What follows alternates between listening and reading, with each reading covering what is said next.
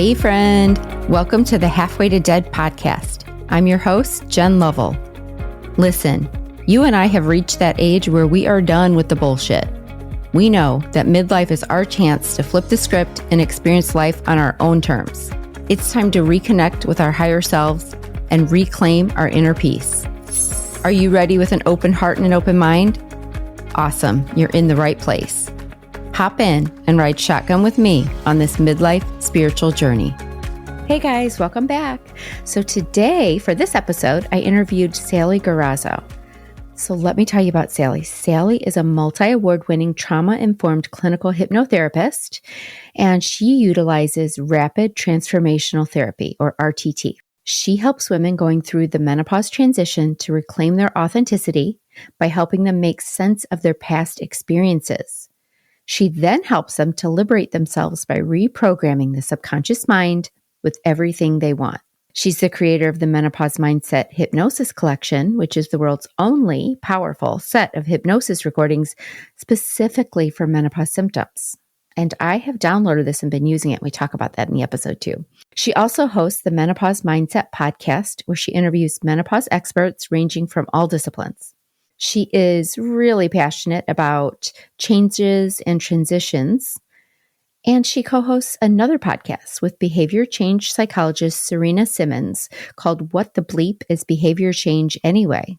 So alongside all of this, she also offers two continuing ed, self-paced diplomas for wellness practitioners. One is called the Menopause Wellbeing Practitioner, and the other is Cold Water Therapy Practitioner. So if you're looking for some continuing ed out there, this is a great source for you. So today, basically, we learn all about Rapid Transformational Therapy, or RTT. She talks us through some of it. We hear different stories from clients she's had and all the different conditions that this helps with. She also is kind enough to I read to her a question that I received from one of our listeners out there who's going through some stuff, as we all are, and she was just looking for a little bit of help. And I thought that Sally would be a good fit for her. So I go ahead and read her question anonymously, of course, on the air, and she gives some insights and answers for her. And so you got to listen to all this. She's got so many good things to share with us. So let's just get in there and learn all about RTT. Hey, Sally, thank you for being with me today. This is exciting, Hello, you guys. Jen. Yes. Oh. Okay. So the first thing I like to do, Sally, is just kind of introduce Sally to everybody, like a little bit of your story, where you're at in your own personal journey, what led you to what you're doing right now in your life with this RTT. So what started you down this whole path? Well, I've always been quite spiritual. Yeah. And, when I was 14, I picked up my first Louise Hay book, which was quite early, really. I was just fascinated with spirituality. So I think I was always destined to be in the helping profession. Yeah. But when I became, how old was I? I think I was around, I can't remember when it was exactly, but it was when the Spice Girls came out. The Spice Girls. Yeah. The Spice Girls. I know they feature in my story. But I just wanted to be famous, and I was quite good at singing. Yeah. So I ended up wanting to become a singer, a famous singer, a songwriter, and all of this stuff. And I did that for a few years. It was brilliant. I loved working with the voice. And then I became quite unfulfilled, actually, teaching singing all day, every day. It became really repetitive. And I thought maybe there's an opportunity here to shift and do what I've always wanted to do, which is more around kind of counselling and therapy and that sort of thing. Yeah. So it was a bit of a coincidence, but I came across Marissa Peer online through two different people who I was following, and just sort of it felt right. And she's the founder of Rapid Transformational Therapy, which is the therapy that I now do. And when I called up, the course was on offer, and I was like, this just feels right. Every bone in my body was screaming, yeah, do this. Yeah. And it's a beautiful process that's done under hypnosis, which, I'd already been familiar with hypnosis and done loads of hypnosis and EFT and really kind of been into all the alternative professions and alternative therapies kind of alongside the singing. As I think if you're in the performing arts, you do have a foot in the holistic world as well as singing, So I took the course. This was in 2017. And then lo and behold, the shit hit the fan. Oh, no. As it always does. Yep. Yeah, within me. And also were just what I was recognizing in all of my clients. So there was just, when you're training to become a therapist, you obviously have to do all the work on yourself. So it was a baptism of fire, really. So I had to literally just kind of take a look at my entire history. Plus, at the same time, I was going through, I didn't know what it was. I was just going through hell. Yeah. And I was putting weight on. I was couldn't walk into town without feeling overwhelmed and anxious and like this sensory overload. I had like this pulsing tinnitus in my ears. My mood was changing. And then I stopped sleeping. I was like, what is going on? What's happening to me? I discovered that I was in the throes of perimenopause. I'd I'd seen a lady, I'd seen a lady for, I was always into nutrition, and I saw a functional medicine practitioner, and we did the Dutch test, and she said, you're in perimenopause. So then I just did like loads of research on perimenopause and thought to myself, you know what? There's a link here between perimenopause and what I am seeing in my hypnotherapy practice with my clients going back to childhood and all the trauma that they've been through. So I just put that link together. I was like, there is definitely a link between menopause symptoms and childhood trauma. I didn't know what that link was. And then I started doing some research and discovered some studies. This was quite a few years ago, actually. This was, I would say, around 2020, 2021. Yeah. Okay. Yeah. And kind of teetered into talking about it online, but nobody was really taking me seriously. And then as I mentioned it in some of the Facebook groups, I was like being told off. Really? I was basically saying, people can be brutal on social media. I know, they really can. They're like, who is this wacky lady? Yeah. Yeah, talking about childhood trauma in a space around, because normally the spaces online around menopause are really only talking about HRT. Yeah, just hormone replacement therapy. Like, what do we do with these raging hormones? Yeah. Yeah, or they might be talking about biohacking, or they might be talking about supplements, breath work, things like that, which are better. But no one's really talking about, I say no one, there are a few people who I now follow who are talking about that distinction. So it's really, really fascinating. So, I mean, hypnotherapy, again, is not one of those things that you would normally think of to help with menopause. Right. But it makes total sense. It really does. Yeah. Yeah, it really does. It really does. I'll stop there. Okay. So basically you got thrown into this midlife perimenopause, menopause thing. And there's nothing like that to make you take something serious. Right? Yeah. Once it hits absolutely. you, it wasn't until the insomnia, because when you get insomnia, you can't function. You just can't. Without good sleep, really affects your daily life. In trouble. Yep. Yeah. Agreed. Yeah, totally. So it's when that started happening that I thought, oh my God. And I felt like a breaking down. There was so many, they talk about the metamorphosis, don't they? It really is like you are turning to mush. Yep. And that's what it felt like. Everything I thought I knew about myself, the performer, the high achiever, the jazz hand, the woman that loved being in the center of attention, that loved getting up and doing public speaking and singing.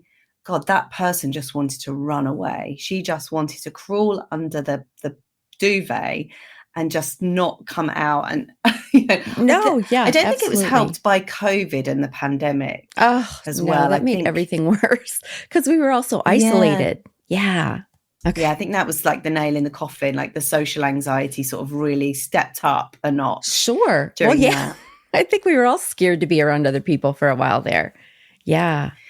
Yeah, okay, definitely. So you were already doing the hypnotherapy and then you kind of transitioned into for menopausal women, basically, or the RTT. Yeah, that's right. So when people are looking for hypnotherapy, Mm-hmm. they're usually looking for help with insomnia, weight loss, anxiety, depression, Addictions. fears, phobias, Yeah. addictions, Mm-hmm. so many issues. But they're not usually thinking, I'm going to go to hypnotherapy for my menopause. Right. No, we don't. Right. Because in general, We don't think women that. in midlife, we don't take good care of ourselves a lot of times. We have taken care of everybody else and we forget to take care of ourselves. So we don't even, and we've been trained to believe you just deal with it. Like you're getting older, like too bad, like just deal with it. Yeah. Okay. So let's explain to my listeners exactly what RTT is so they know what we're talking about. So it's a rapid transformational therapy. Yeah. How does this differ from traditional therapy? What exactly are we doing when we're receiving RTT? So it's a hybrid method that takes the best bits from psychotherapy, CBT, NLP, parts therapy, positive suggestion therapy, inner child work. So it's a blended method. Okay. And the most powerful thing about it is that it's done under hypnosis. Okay, yes. So it's a journey process that's done under hypnosis. So when someone goes into hypnosis, three things are happening. They're more focused to the exclusion of all else. So it's like watching a film. It's like you have this, you're relaxed, but you're in focus. Okay. Yeah. So you're not distracted by lots of things going around you.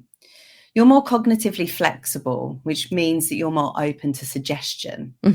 Just like, again, watching a film, you're more open to the suggestions that are in the film. So you take on whatever you're watching, actually. That's why it's good not to watch too much violence. Right. And good to watch inspired films or, films that are really inspiring. Because we're wiring our brain kind of during that. We're wiring our brain. Okay. Yeah, exactly. And that's why films are transformational. Yeah. And that's why media and film is so important, because it actually changes us. It's not frivolous to sit and watch a film from beginning to end. It's actually transformational. Yes. Would this be the same really with important. Like people who like video game way too much? Are they doing the same thing to their brain? Is it because there's kind of a hyper focus during gaming too, right? Does that make sense? Yeah, I'm not sure what's going on in gaming. I've never been an avid gamer. No, I'm not either, but I know people, it's very addictive. That's the only reason I'm thinking it probably is affecting brains quite a bit. Yeah. It's definitely rewiring. Yes, it's really important. And then important. The third thing that happens is that we become a little bit more honest. So you become less inhibited under hypnosis, which is what makes people able to dance around like a chicken on stage. Yeah. Oh, that's true. Yeah. Because we're tapping into our subconscious. Is that right? Yeah. We're tapping into parts of us that have been locked away for a while. So when we access the hypnotic state and we become more honest, basically, we become less inhibited, which means we become more honest. Yes. And so it's very rare that you would get someone to remember something that didn't happen, or remember something that didn't happen. Sometimes people can remember things that they'd forgotten about. Yes. And then but things will spring into the mind. Yeah. But it happened. Yeah. You're not making it up. Okay. So when we're dropping in, is this okay? So I know we've talked with others on this podcast too about, when you're dropping into meditation, is it theta? Is that where we're heading? Yeah. To theta. Okay. So we don't necessarily, when we're doing those brainwaves, we're not making things up, right? We can kind of trust what's coming forward. Yeah, you can trust what's coming forward. I suppose it depends how you're being facilitated, because if you are accessing those theta brainwaves, you're definitely in a more creative space. So if you set the intention of being creative, then you in that space, then you could potentially be more creative. But if you set the intention of going back to scenes in your life where you might have picked up a certain belief, then that's what would happen. Yeah. Okay. So basically, we're going to talk to you about everything going on And then we're going to go into hypnosis with you because you facilitate that, right? That's what the RTT actually is.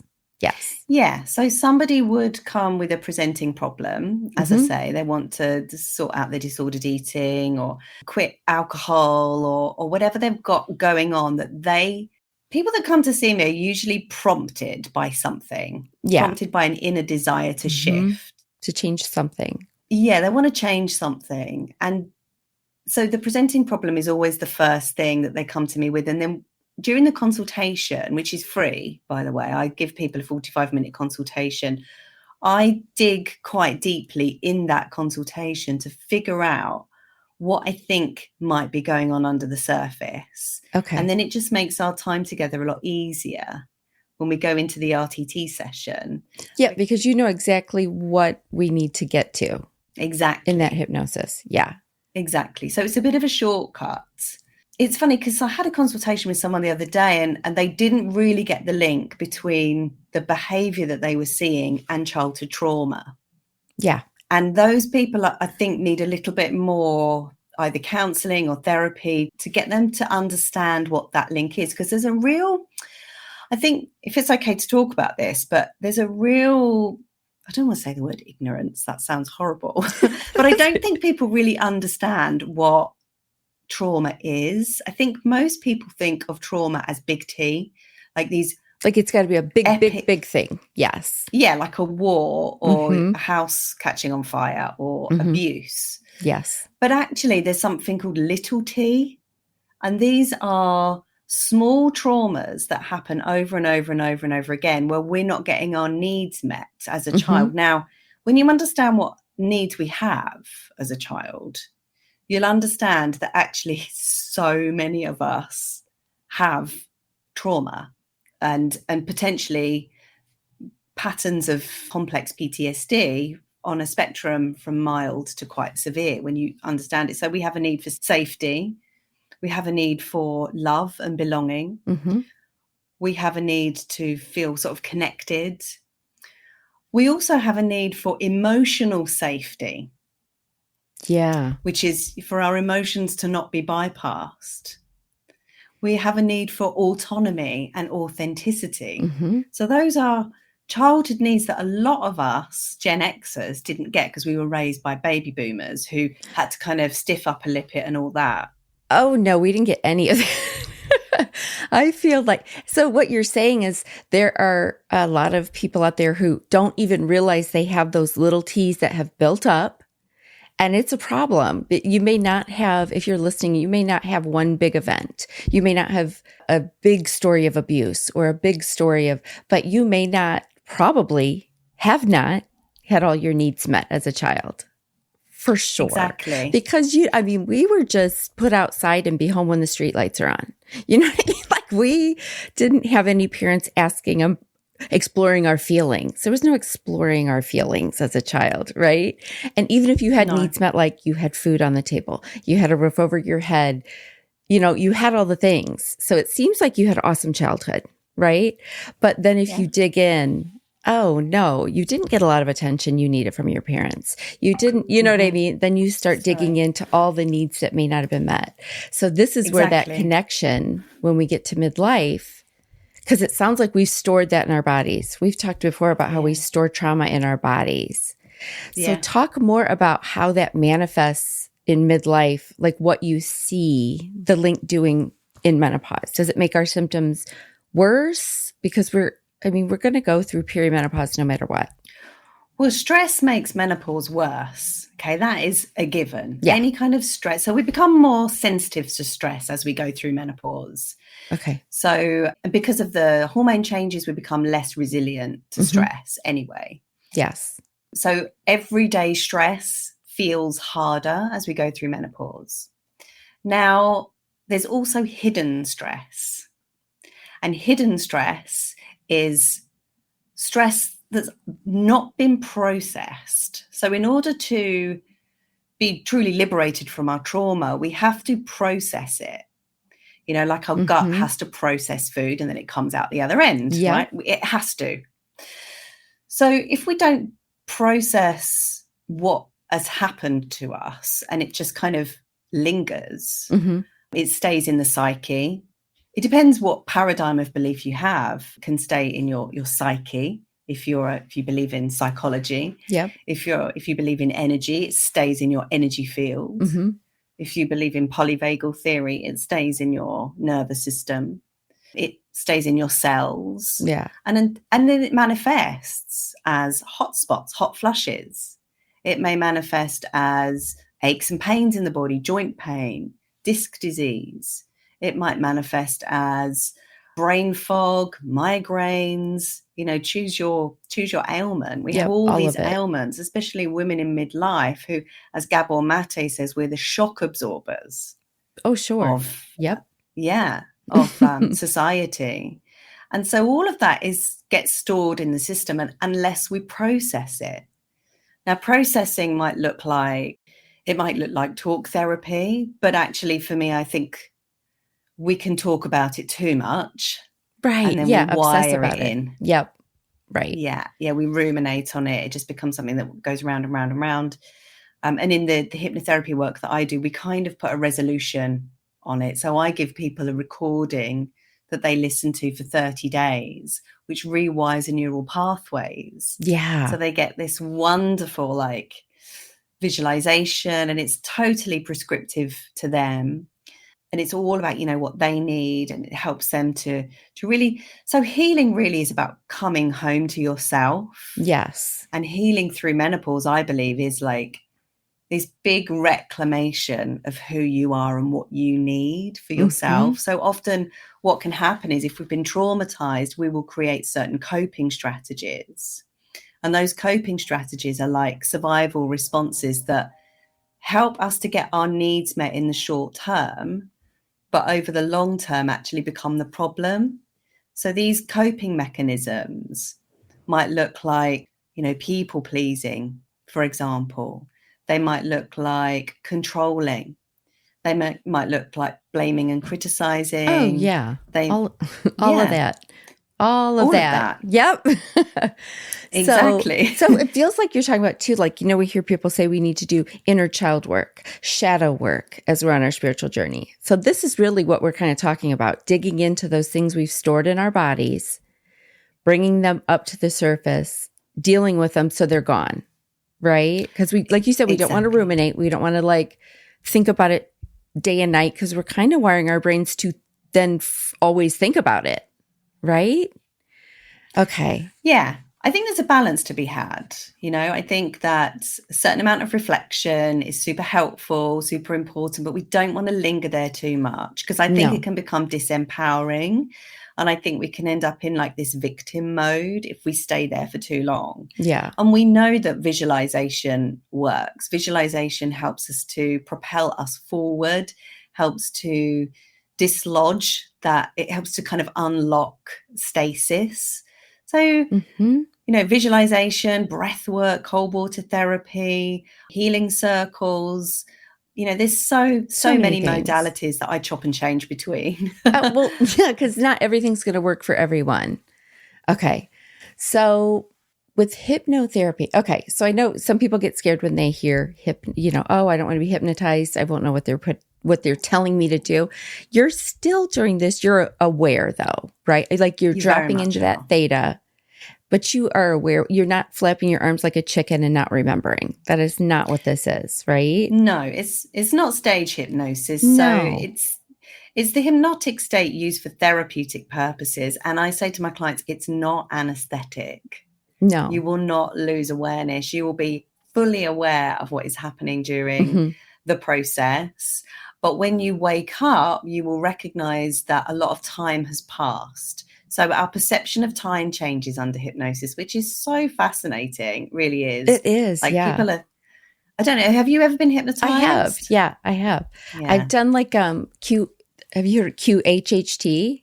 Where you go back to past life. Okay, so I've done that. And I did that session, and what felt like 10 minutes, and I woke up 3 hours later. 2 or 3 hours later. And I'm like, wait, what time is it? Yeah. But I was aware the whole time. So that's the strange thing. You're right. Time totally plays out differently. It's crazy. Yeah, it's awesome. And I've been so she's got these menopause mindset hypnosis downloads that you can do on her site. So I've been doing those, but you do each one. So tell us more about why it's so important to do them for 21 to 30 days. Well, because we're repatterning the brain, we are rewiring the neural pathways, and depending on how suggestible you are, like I can listen to something in a day and it's like, bang, it's in. It's in. Yeah. Cause you're open to that. Yep. I'm so suggestible now. I really am. Like, I have to be so careful. Yeah. Oh yeah. That could be dangerous. Yeah, it really can actually. I'm wide open. But yeah, basically for the most part, it takes around 21 to, I say listen to them for 30 days just to be on the safe side.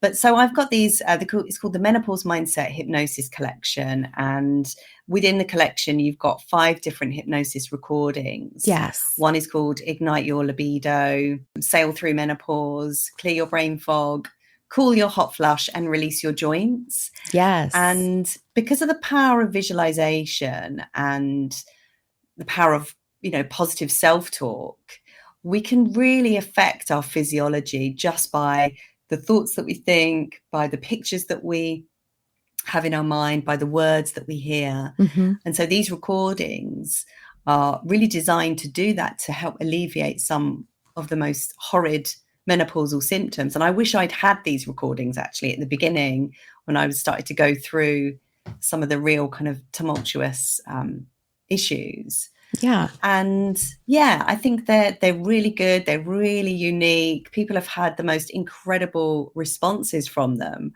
But yeah, so I hope you enjoy. How have you found them, Jen? It's been good. So I'm working on my days for the brain fog. Because do these need to be done in order? No. You can do them in whatever order you like. So I listened at the end, you have those 4 that talk about your secrets. What does it say? The 3 insider secrets for a better menopause transition. So I kind of watched those first. And then I just chose the brain fog because it felt like something I'm dealing with right now. And so it's like, all right, let's start with that one. Brain fog one. I'm excited about all of them. But tell me this too. Because I like to be a little bit of an overachiever. Should you really just focus on one though for the 21 to 30 days and not like, oh, I'm going to do all 3 for 21 days? No, our brain needs to focus on just one thing at a time, right? Yeah, definitely. Okay. Definitely. But if for some reason I'm at like day 15 and I feel like it's in there, I could move on to another one. Just depends, like you said, how open someone is, right? Yeah, it really depends how open you are. Absolutely.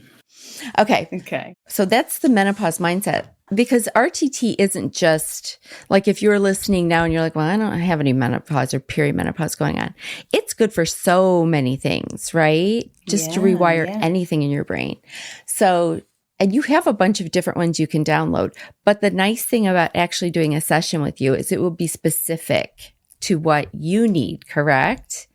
Yeah. Yeah, it's tailor-made. So I have people phoning me up for sessions for all sorts of issues. I'm not joking. Continuous burping, for example. No, okay. Hey, we all got our stuff. Yeah. Yeah. What's going on? Yeah. Fear of chickens.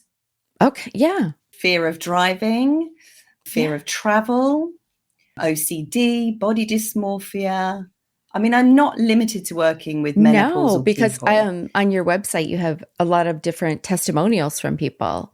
And I even put down some of the things. You said fear of driving, fear of heights, panic attacks, anxiety, low self-worth, relationship issues. Here's a big one we're all always thinking about: weight loss. Because when it comes to weight loss and our weight, that could be a little bit of body dysmorphia for some people, but a lot of us, it's just more of we're emotional eaters. So by digging into what's making us need to eat to feel better, right? Yeah. And it probably takes a minute to figure that out with you, right? Because we don't see it. So we probably have to talk about our lives and everything going on. And our childhood, like you said, that darn childhood comes into play. And you have to go all the way back there. So all our patterns are set in childhood, to be honest. Yeah. Because our behaviors. Is it right? Did I read that as a child, we're in that theta all the way through, would you say what age? Well, we're born in Delta. Okay. So we're born in like deep sleep, basically. Right. And For the then first we couple develop years. into theta. And then we start going into alpha. I'm not quite sure what the age is. I but feel I like think I've read that theta, was at least, like 7 years after you're out of that first phase. I think it's about 7. And then at 7, sort of plus, we start thinking a little bit more critically. So that takes us into alpha. Then when we get into our teenage years, especially the late teens, that's when we start getting more, thinky, very like beta. And the analytical and then brain. something happens to the brain, I think, in menopause. Menopause is not just an estrogen deficiency that happens in our ovaries. No, it takes over our whole freaking bodies. Yep. It happens all over the body. So it's, our sex hormones are not just hormones for sex. They're actually neurotransmitters. Yeah. So when they dial down, it's going to affect our brain, and it's going to affect how we think, our levels of focus. It's going to affect, our joints. recall. I know one of the hypnosis is for loosening up your joints, isn't it? Yes. Yeah. So it's everywhere. And I think a lot of women then go to the doctor and they're like, there's nothing wrong. You're just getting older. It's fine. And they kind of, if you don't want to do the hormonal replacement therapy, they don't have much for you. They don't have much for us out there. And I think a lot of traditional doctors also don't link all of those things. My hips hurt. My gut health has gone downhill. I have brain fog. Yeah. And they're just like, oh, well, that's, if you don't get the right doctor, you're not going to get much help. Yeah. And if you do get a doctor that understands the diet, lifestyle, stress part of the equation, it will be an even rarer doctor that actually understands the trauma element too. And I think what the menopause industry could do with is being a little bit more trauma informed. Well, a lot more trauma informed, to understand the part that the nervous system has to play in our menopausal experiences. But coming back to what you were saying about weight loss, it's interesting because weight loss is a very, very interesting area, or weight.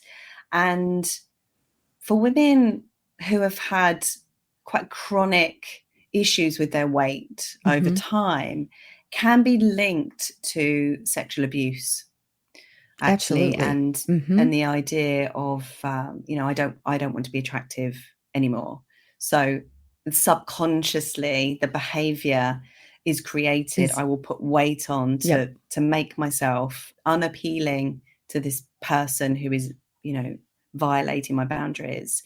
So weight, even though it might seem quite superficial, actually runs incredibly deep and is incredibly nuanced. I believe that 100%. Yeah. There's definitely some deep stuff, and especially from childhood trauma, because like you said, we're in that theta phase. We're absorbing things differently as a child. It's going straight in there and it's becoming part of our foundation, right? Like literally part of our foundation, just like anything else we learn as a child. And so, boy, that's going to take some work to get out, right? Yeah. Yeah. If you've never looked at it, it can feel very alien. It can feel quite exposing, and it can feel like you're blowing the lid off Pandora's box. You know, if you're a trauma survivor of big T, like abuse, then the lid firmly goes on Pandora's box for a reason. And that reason is your survival, because survival has to be prioritized. Yes. Our bodies will naturally protect us. So we kind of, would you say, so those memories are in there, but they're kind of locked away. Do we kind of lock them away in a box? Right? Yeah, we lock them away in a box. Yeah. And then for all our of protection. All these things we locked away. And we actually shut down on our feelings.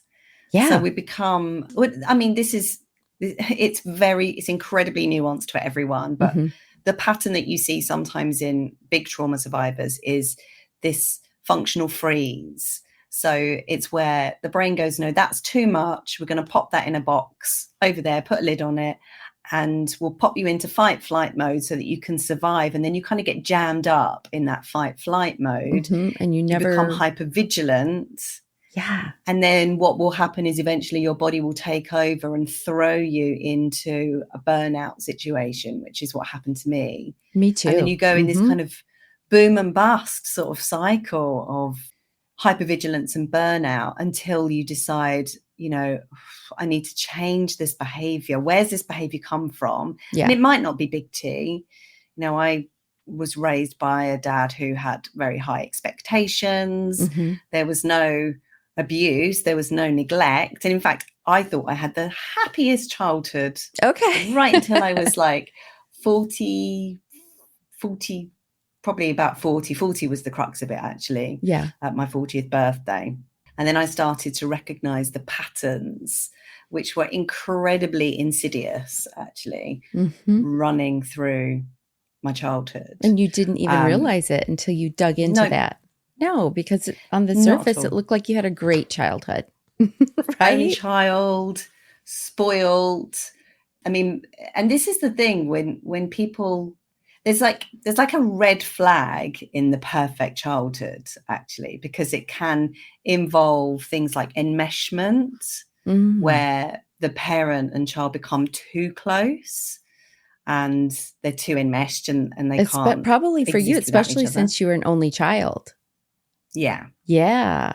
Then almost too much attention sometimes. Too much attention. Yeah. Not enough kind of freedom to sort of think for yourself or make your own choices. Yeah, explore what you want to do. Yep. Yeah. And also then what can happen is if parents overshare. So if one parent talks about the other parent to you and then, you know, you become each of their little best friend. And then you're stuck in the middle. Yeah. Yeah. Exactly. Okay. Exactly. So trauma comes in so many different colors. It's not, like I say, it's not just the big red T's. flag. It's not just the big T's. There's a lot of little things that can add up to some damage, obviously. Yeah. Yeah. Absolutely. I don't know. Have you ever met anyone? Have you ever met anyone who had who really did have the perfect childhood? Well, no, you probably haven't, because they wouldn't be coming to you without issues, right? Well, I was just thinking, I don't know if I've ever met anyone. I know people appear to be on social media and they pretend everything's amazing, but I don't know if anybody truly has nothing to dig into. What are your thoughts on that?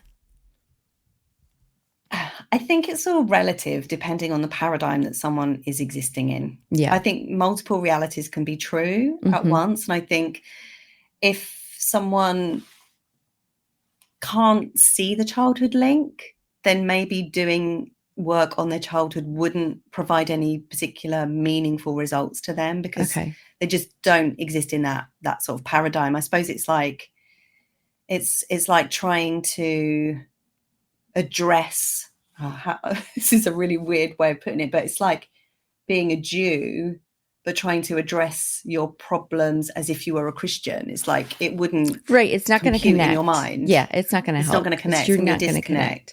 So would you say, are there things that contraindicate us doing this type of therapy? Yeah, so you can't do hypnotherapy if you are epileptic. Okay. If you are epileptic and you are on medication and you haven't had a seizure for many, many years, it would be under doctor's approval. Gotcha. Okay. And you can't do hypnotherapy if there's a history of psychosis. Okay. Because it can induce a psychotic episode. It's powerful stuff. So your brain has to be stable enough to go back to these places. You do. Yes. Yeah. Okay. Absolutely. Because if you're not at a place where you can go back yet to your childhood, to any age, older, younger than what you are, you're not quite ready for RTT yet. Is that right? Yeah. It might be that talk therapy is better for you.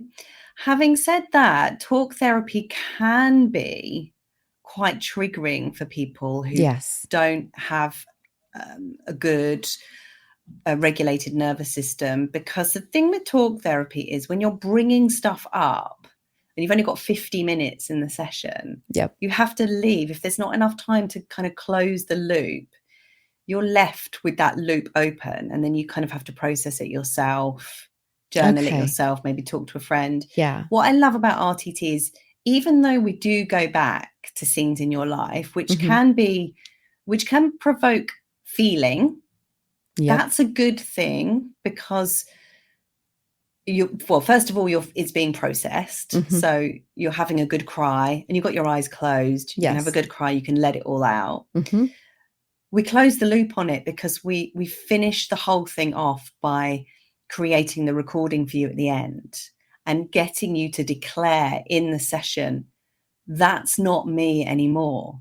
So after we've finished all the work that we do together, I get you to go back to that first scene of you at 5 years old when you heard your mum and dad arguing and you felt alone and confused and you didn't feel like you had anyone. Yeah. I want you to say out loud, that's not me anymore. I'm not that helpless 5-year-old child. Yeah. Depending on mum and dad. So you really get that sense of empowerment at the end. You're not just left hanging. Yes. Which is amazing, actually. Okay. And then we listen to that recording and it's kind of rewires, which is basically what we're trying to do. Okay. Yeah. If you have multiple issues. Okay. So let's just say, I'm just making up a scenario, but let's say that I need to stop smoking. I have a weight problem. I'm in menopause, like several things. Do we focus on one at a time, just like your series you have? Or do we see one at a time? If the same childhood trauma is doing all of them or not? Or do you do all of them or one at a time? Do you just pick which one's affecting your life the most? Yeah. So I will say to my client, which one is affecting you the most? What do you want to work on first? Okay. Basically. Generally speaking, if they don't know, I would always address anxiety first. Okay. Yeah. So I would get any kind of anxiety down a little bit. Okay. And the way that I work with people is I ask them 3 questions. What do you want to let go of? Mm-hmm. What's the narrative? What's the internal narrative? Mm-hmm. And what do you want instead? So they might have multiple issues, but if they're coming for, something like weight loss, for example, then we can peel back all of those layers and actually, So the script that I create for them at the end, the recording that I create for them at the end will be indicative of the issue that they want to solve. So if they come for weight loss, that script will all be around weight loss, or smoking, that will all be around smoking. Yes. However, the meat inside of that's uncovered during the RTT session can be anything, can literally be anything. And it can change every time a person comes. So we just don't know what we're going to get. We can set an intention. Yes. To sort of funnel the session, if you like. Mm-hmm. But ultimately, we just don't know what's going to be flagged up. That's what makes it so interesting and creative and improvised. Yeah. Because like you said, if you're working on your anxiety first, that may actually, it's going to bleed in and help with probably the weight loss and the stopping the smoking or whatever's going on. Because that kind of the core issue. And then below the anxiety, you got to find what that came from. Okay. Yeah. So we're really digging in. Yeah. We're really digging in. We're going there. And you do have to be like, I say that, you do have to be ready for it. But honestly, and people can often be a bit scared of having RTT because it kind of gets in and gets out. But the only limitation is you. It's like, look, if you want this change, you can have it. You've got to be ready for it. And you've got to be ready to do the work. And obviously you can affect change. So if you come for a stop smoking session and then you go back and start smoking again, like you can do that. Right. But if you really want to operate on side with yourself, this is a wonderful treatment because it will kind of get into all those self-sabotagey places as well. Yes. Okay. Because you have to be ready for it. And this isn't something, it's almost like with any type of therapy. If you go because someone else told you to go, it won't work. You have to want the change in yourself, not for others. Is that true, do you think? Yeah. Yeah, definitely. And those ones that other people have paid for it, right, it never works as well. No, because if I say to someone, oh, you need to stop smoking, I got you this gift certificate, go. It's not going to work the same. Right? No. They need to be at the point where they want to stop smoking. Yeah. Yeah. Yeah. Yeah, and it's got to be their own investment as well. I think. I yeah, think you got to have some skin in the game. You got to be paying for it. Yeah. Yeah, because it is easier absolutely. to quit something we didn't pay for, right? If you're not paying for it. Yeah. That, like you said, you need to invest in it fully because, you know, if we've paid a certain amount of money, we're like, no, I'm going to stick to this. I'm doing it. Yeah. Versus if someone else paid, then you're just like, oh, well, it was just a gift anyway. Yeah. Okay. Yeah, so I don't really want to change. Yeah. if you really want change. Yeah. So do you have any particular story in mind right now that's a really good example of someone who came in and the changes they made in their life by the end of your sessions together?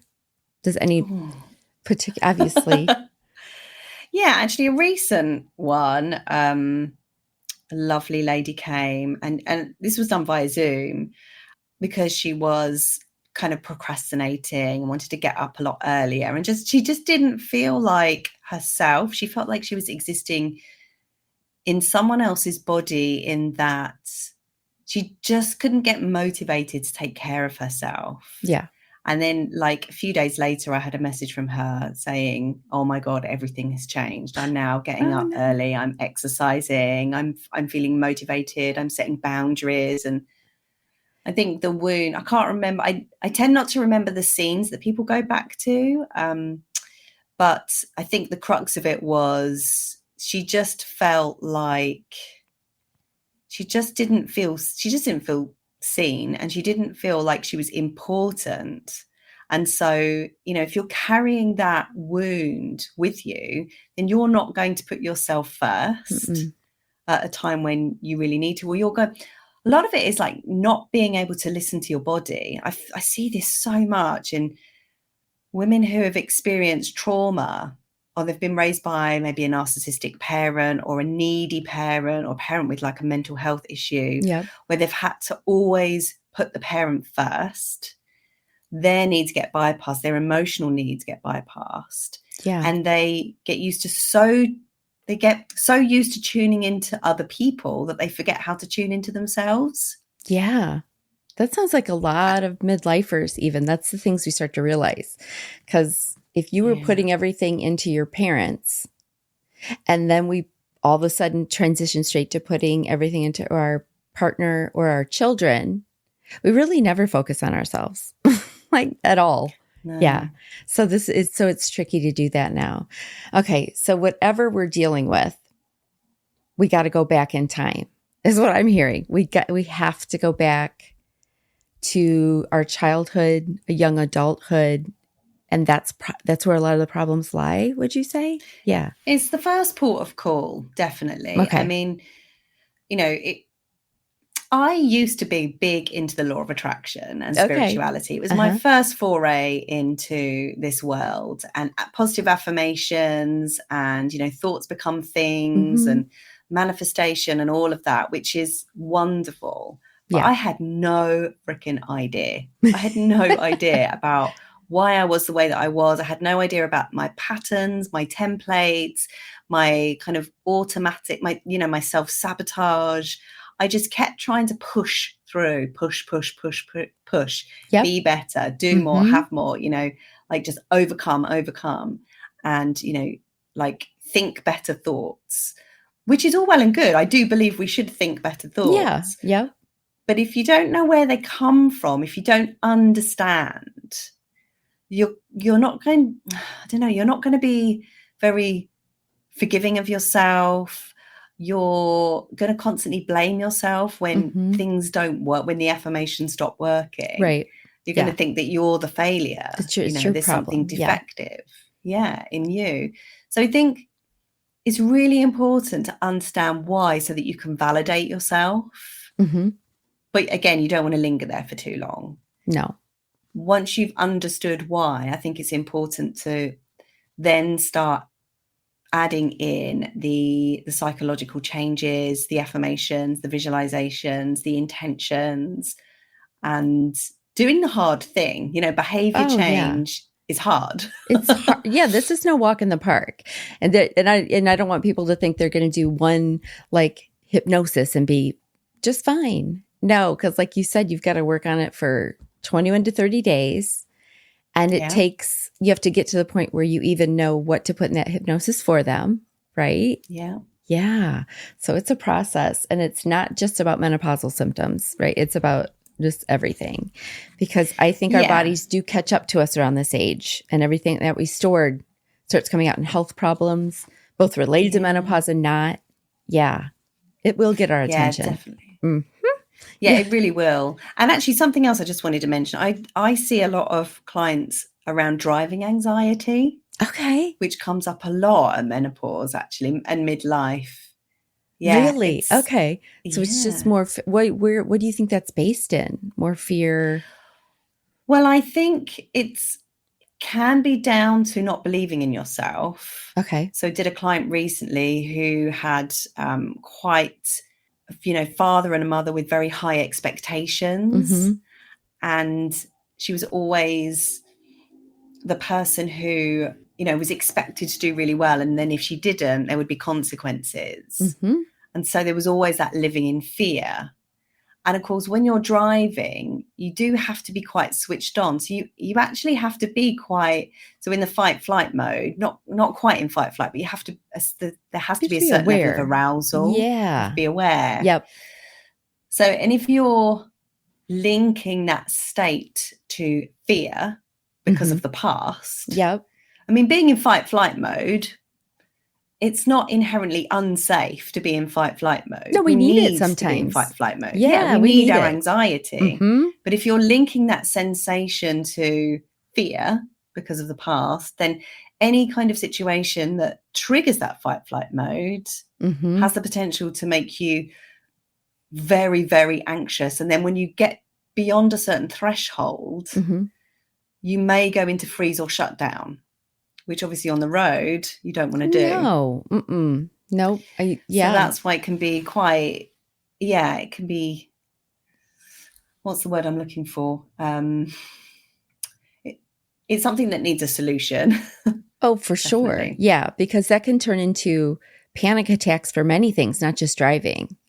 And all of a sudden, and so someone who's suffering with a lot of panic attacks probably, needs to figure out where that fear is coming from.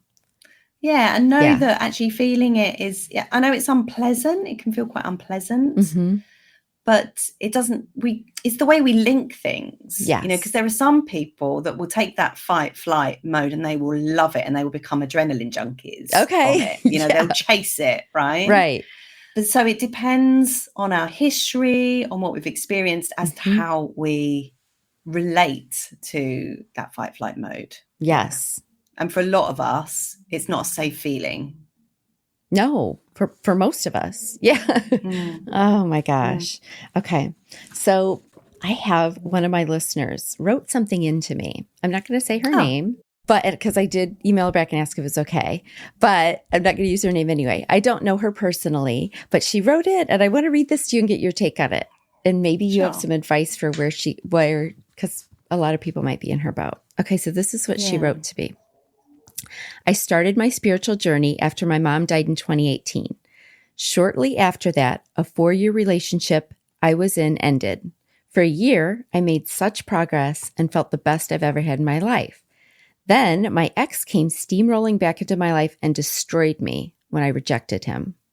I'm still trying to recover from narcissistic abuse that I endured, and I'm having trouble finding my way back to my journey. I have basically been hibernating in my house since July of 2019. And so she's really glad she found the podcast, and she works from home and she's hoping to find her path again. And she says, any tips or recommendations would be greatly appreciated. So there's a lot going on here. And so it's, there is a lot going on. I said, I have a guest coming that I think would be very helpful for you. And so just if someone's in something like this situation that this listener has written to me, are they does it sound like she's in the right place to dig in, to go back in time? Because probably there's more than just this narcissistic boyfriend, right? I'm sure it goes much deeper. Yeah. What is your thoughts on that? I would be interested to ask questions about what her mom was like, what her dad was like, whether there's any patterns repeating themselves. Yes.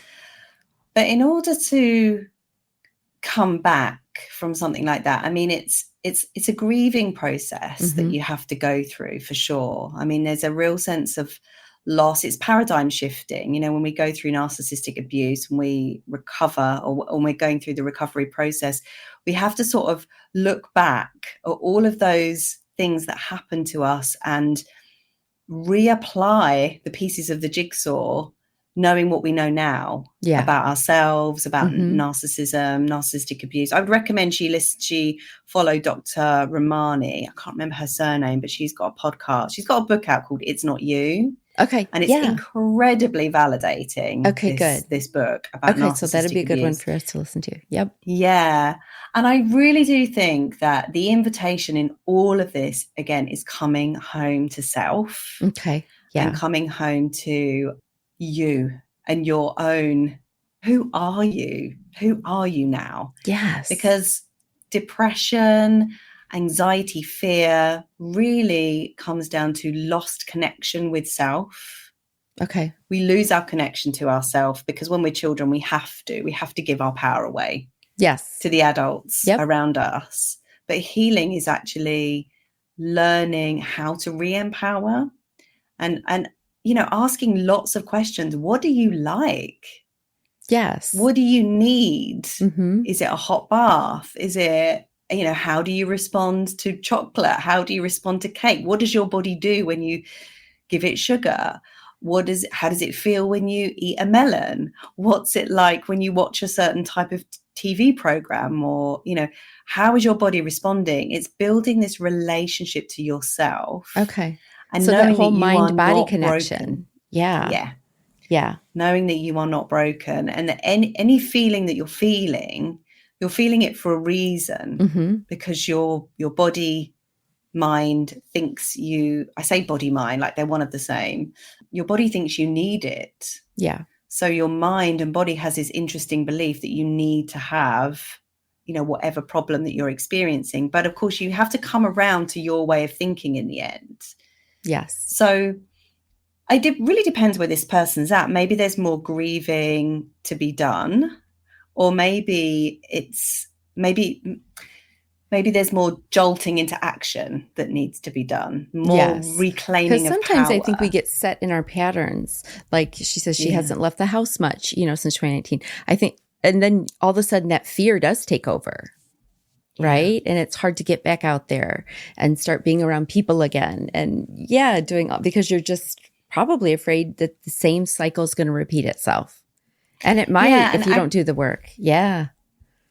Agoraphobia is actually a big one that a lot of menopausal, I've had it myself, actually. It's horrible. You know, you can't get on a bus, you can't go to the post office. Everything just feels too overwhelming. And actually, agoraphobia, I think at the heart of it is overwhelm. Okay. And like I say, at menopause, we do become more overwhelmed, less stress resilient. So we become more overwhelmed.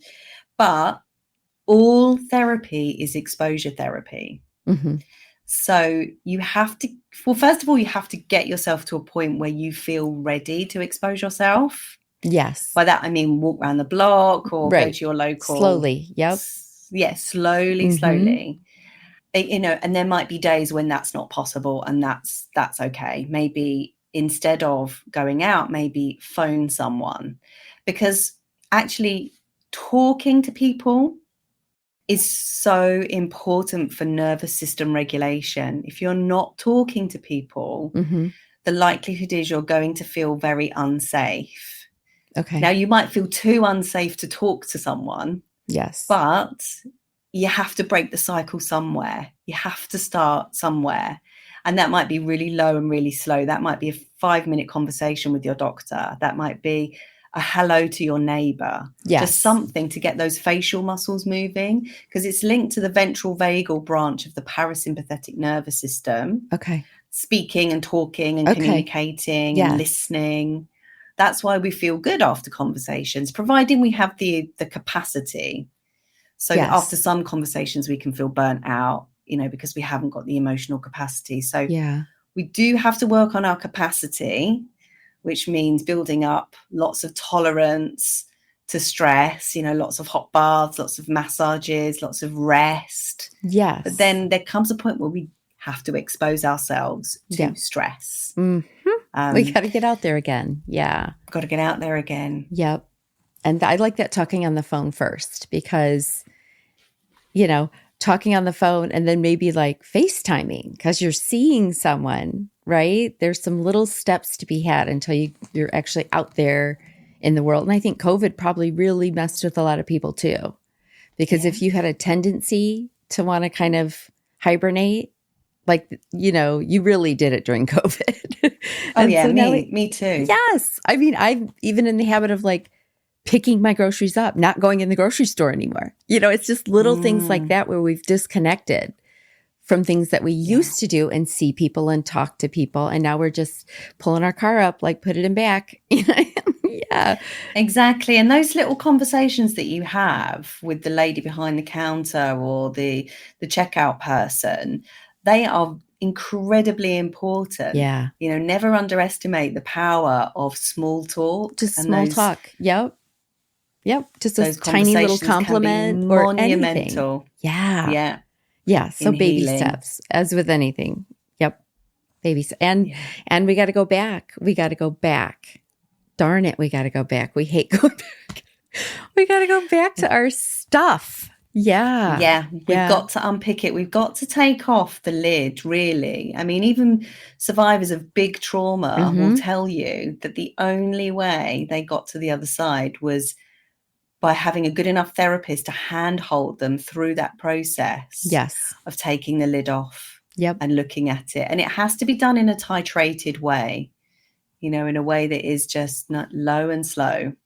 Yeah, so how many sessions would you say is an average amount? I mean, obviously this is different depending on what we're dealing with, like you said, and what kind of issues we have, but this isn't a one and done thing, right? We don't talk to you for an hour. Can it? It can be a one and done. It can be. Really depends who. What type of things would a one and done be? So where somebody has had a little bit of trauma, maybe not big trauma, and they might want to, maybe they're an entrepreneur, they've done a lot of work on themselves and they want to get more visible. And so they come for a session on public speaking and we go back to scenes where they were judged or criticized, and then that might be a one and done. But if you're looking at somebody who's maybe never done any work on themselves before, that's really resonating with this, and they're like, oh my God, I have so much trauma, then you might be looking at 3 sessions. Yeah. I have a client who comes back quite often. She has quite a lot of trauma. Yeah. A lot of, OCD, body dysmorphia, health anxiety, quite a lot of stuff, ADHD. And finds it very effective and comes back, like 2-3 times a year for the last 3-4 years. So, it really does depend, but usually it is just one session. I start with one session. Yeah. So people don't have to buy packages off me. You can just have one session. It's one session plus 30 days WhatsApp support. I was going to say the work's not done after the session. No, you've got a full month's worth of listening to that hypnosis. And probably that's something you can go back to too. Like you do the month, you feel good about it. You start to feel like you're falling off a little bit. You go back and do it again, right? Can you revisit then that hypnosis anytime you're feeling like you need to get back? Definitely. I've got a recording from 5 years ago that I still listen to occasionally. Yeah, no, that's what's amazing. And so you have on your website, you have different things that people can download and get started on, like right away, right? So like I told you guys, she's got some digital products you can download and get started right away. So I am doing this menopause mindset, you guys, and I'm guessing most of our listeners need to be doing this one, but she has that. Then you have one called Create Phenomenal Self-Esteem. So this sounds like a good one really for any age group. Maybe even, if you're listening and we're like in your 20s or you just really want to build up your self-esteem. That sounds like any age. Honestly, we all need better self-esteem. And then you've got the Sleep Superpower Academy. So this would be great for people with insomnia, right? Yeah. So there's a sleep one inside the menopause mindset. So, but this one is all geared towards sleeping better. All geared towards sleep. Yeah. Yeah. It's a group program. Yeah. Yes. Okay. And then you can also go on there to book the one-on-one services. Like if you're interested in doing this RTT, like you said, you have a free 45 minutes. That's a long time. That's so very nice of you to give 45 minutes for free. That doesn't happen a lot, you guys. Let me just tell you, because I've done lots of things. Okay. And then you've got a transformational trauma-informed coaching. Is that different than the RTT? Yeah, so that normally people would convert to coaching after an RTT session if they wanted to work with me on a more longer term weekly basis. Okay. Yeah, so it's more coaching, yeah. And then you also have a one-on-one menopause solution session.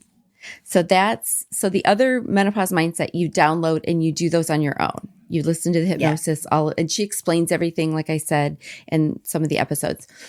But this one-on-one session is where you would hone in with someone, right, on exactly what's going on with them.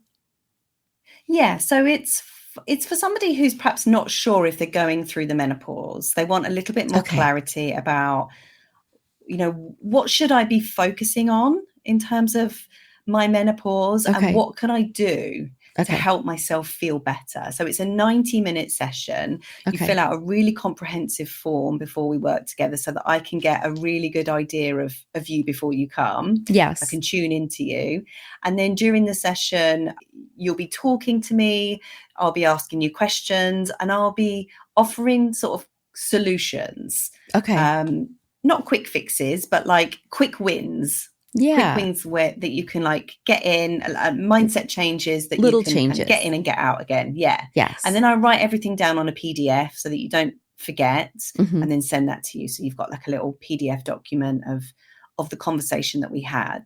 Yeah. So it's like it's called a menopause solution session, where it's for the type of person that doesn't really need long-term coaching. So they're quite well equipped to deal with things themselves, but they just need an injection of motivation, a different perspective. Kind of a kickstart on the whole thing. A kickstart. So there's no hypnosis during that.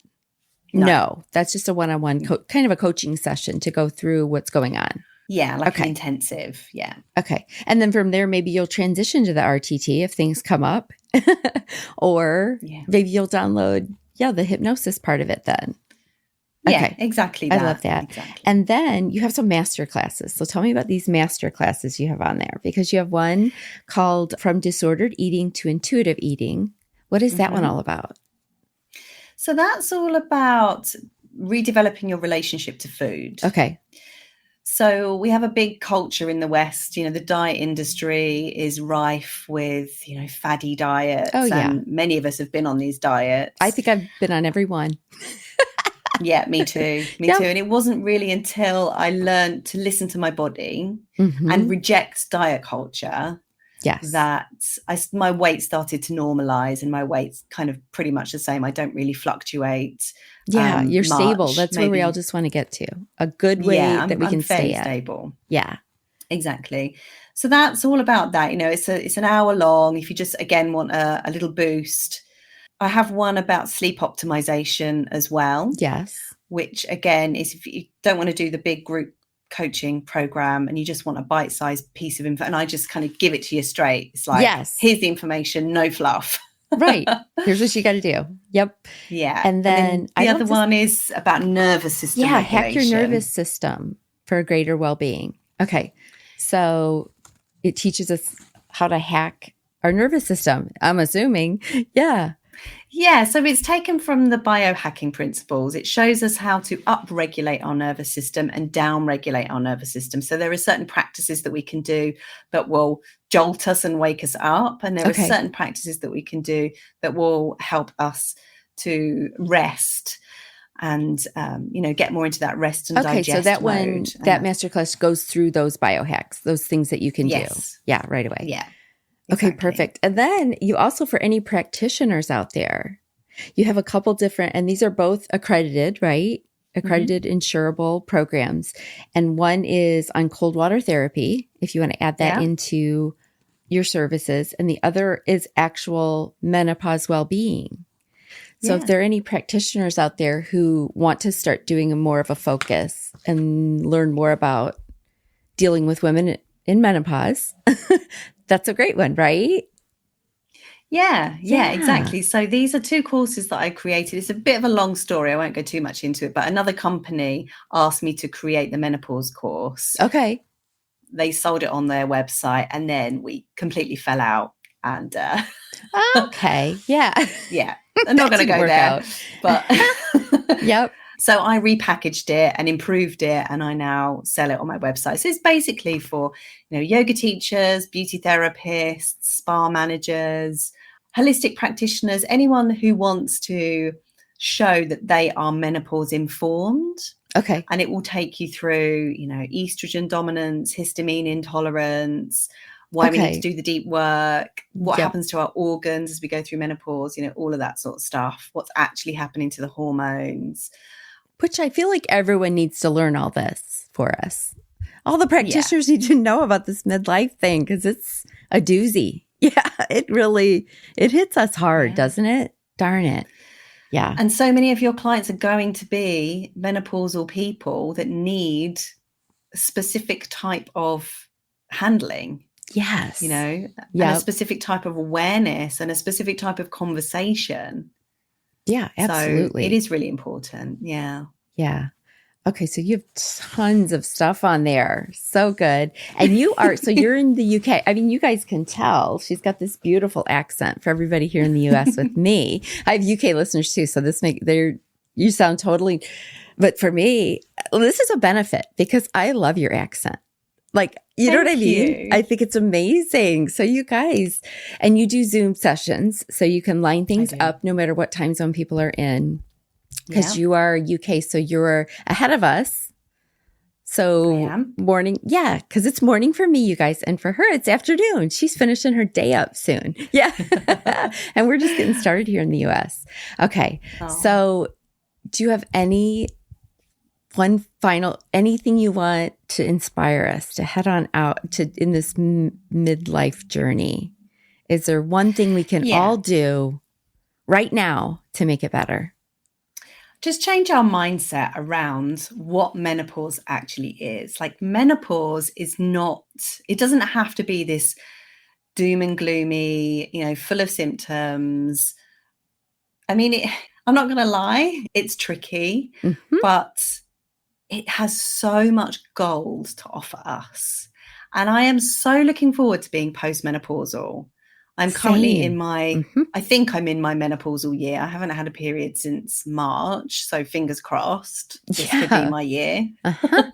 Yeah. And I am loving not having periods. Absolutely loving it. I feel so much more stable. Yes. I am, fully flourishing into myself. I'm unapologetic about rest. I'm unapologetic about going to bed early. I'm unapologetic about the fact I can't drink alcohol. I won't drink alcohol because it just makes me feel horrible. I'm unapologetic about, my dad says, "Oh God, you're so inflexible." I'm like, that's the way that you see it. I'm actually nourishing myself. I'm looking after doing what's myself. best for me now.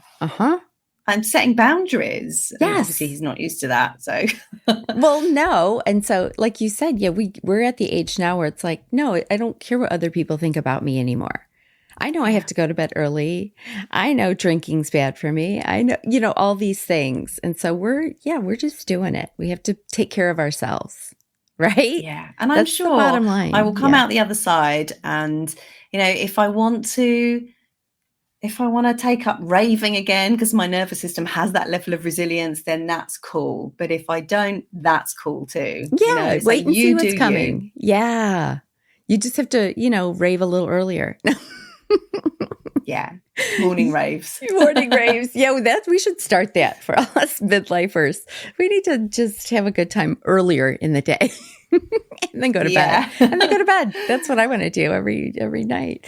Yeah. Okay. Well, this has been amazing. So you guys, if you're listening and this sounds like something that would be helpful for you, you're ready to dig in. A lot of us at this age, we're ready to dig in. We can do this and come out the other side so much better. And this is a key to us finishing this life strong. We talk about what's next and how to finish this life strong. And this is part of it. Part of it is learning the lessons we're here and we're meant to learn and dealing with all of the things we've had in our past and looking at it differently. We can reframe all this to a positive light. Yeah. And move on. Oh, well, thank you so much, Sally. This has been very informative. I loved every minute of it. And I know everybody listening has too, because there's something in this episode you can connect with, because we've all got a bunch of stuff going on. Yep. Big T's and little T's, guys. It doesn't matter. If you don't have a big T, that doesn't mean you don't need to do this work. Yeah. Because there's stuff in there, right? Those boomer parents, they did a little number on some of us. Yeah. We'll just blame the parents, right? Our kids all gonna end up blaming me, so I'll just blame the parents too. Yeah, no, we definitely, Gen X's, we're very unique. I love it. I think we're stronger because of it. Yeah. That's my positive way of looking at it. Yeah, exactly that. That's what I love. Okay, well, thank you so much. You guys know all of her stuff is in the show notes.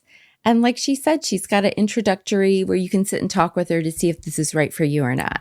So that, And even if you want to just dip your toe in, like I did first, and you just want to download the menopause hypnoses and start trying them and see if they're working out for you.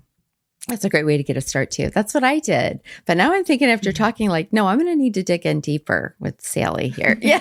We may need some sessions. 100%. Oh, yeah. You would be so welcome, Jen. And thank you so much for your gracious questions and really going there with me and being curious and inquisitive. I love it when people are interested. I find it very, very healing when people are interested in me. It is very interesting. Yeah, you're very interesting. This whole process. And that's part of what I like to bring to people is things we don't even realize are out there to help us. You don't just have to go to the psychiatrist down the street that your insurance said you should go to. That's not helping you at all. Okay. Yeah. There is help out there. There's help out there. It's not all in your head, you guys. These things are happening to our bodies, but our minds, we can control. We can make it better. Yeah. Our minds are incredibly powerful. Our minds do play a part. So incredible. I mean, we haven't even spoken about the expectation effect, but that's for another episode. But listen, our brains are amazing. We can do so many things that we don't even realize we can do once we open up to it. And that's part of this whole spiritual journey awakening, I think, too, is just really like coming back to our bodies and our minds. And we have major capacity there. We have not really tapped into that. Yeah. Okay. And we see the truth at menopause. Oh, geez, we're done with it. I always, say in my opening, everything else, like, we're at that age, we're done with the bullshit. We're not doing this anymore. Exactly. Don't mess with us, is what I'm saying. Yeah. Don't mess with us because, we're ready for it now. Yeah, we're taking care of ourselves unapologetically. Yeah. Definitely. Yeah. I love that. Yeah. I love it. Thank you so much, Thanks, Jen. Sally. I appreciate it. Listen, I know your time is valuable.